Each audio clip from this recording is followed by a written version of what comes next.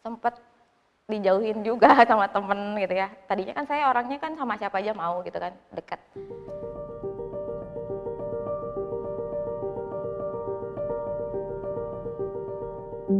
Saya Eva Dewi Rahmadiani, umur saya 35 tahun. Saya asli Bandung. Saya HIV positif.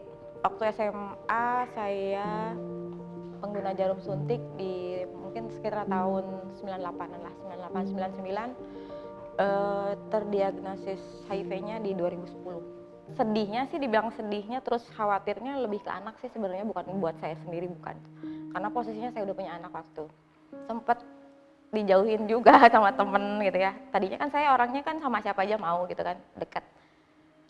Ya mereka mungkin karena mungkin kurang tahu informasi juga, jadi ya wajar lah gitu.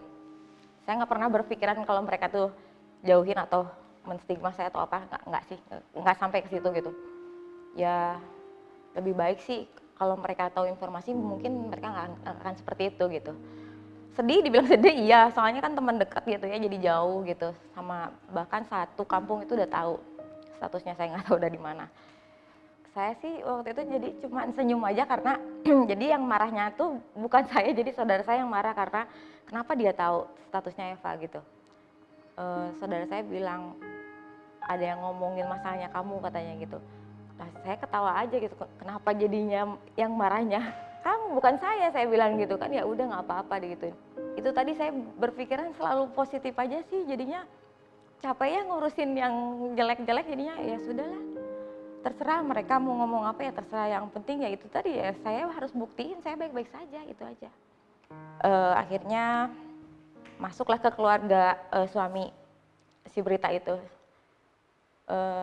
Ya mereka nggak terima gitu. Tapi perpisahan kami itu bukan dari si status HIV-nya, tapi ya mungkin mereka lebih ke malu karena statusnya saya gitu. Jadi akhirnya ya sudah kita memutuskan untuk pisah. Anak-anak dibawa sama saya semua gitu. Di usia ke 18 bulan anak saya dites yang ketiga. Alhamdulillah negatif karena saya ngikutin prosesnya gitu. Proses namanya PMTCT. Jadi dari masa kehamilan sampai lahir saya ngikutin itu aturan dari dokter, semua saya ikutin gitu. Ya alhamdulillah sampai sekarang sehat gitu. Keluarga besar juga sekarang sudah mulai sedikit demi sedikit kayak mungkin angkatan-angkatannya saya gitu, mereka lebih support saya gitu. Ketika mereka tahu saya udah saya harus main bola, saya tinju, ya mereka juga kasih semangat di situ gitu. Ya itu mungkin sedikit-sedikit ya, dan saya yakin nanti juga semua keluarga besar saya juga pasti bakal nerima dengan baik-baik saja mungkin, insya Allah. Rumah Cemara organisasi berbasis komunitas.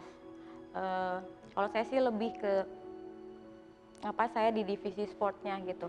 Jadi kami menginformasikan tentang isu HIV sama nafsanya lewat sepak bola sama boxing.